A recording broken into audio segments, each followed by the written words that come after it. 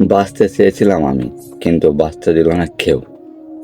জন্ম দিয়েছিল যারা, তাদের কাছে আজ আমি অপমানিত। তারাই বলে, তুই তো কিছু করতে পারিস না।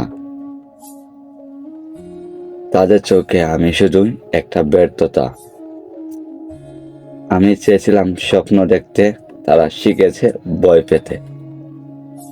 আমি চেয়েছিলাম লড়তে, তারা থামিয়ে দিয়েছে আমাকে বারবার। আবার তবু এই হার মানা নয় আমার শেষ গল্প। এই অপমান একদিন হবে আমার জয়ের সাক্ষী। একদিন এই তুই কিছুই পারিস নার কথার জবাব আমি দেব আমার নিজের সফলতা দিয়ে।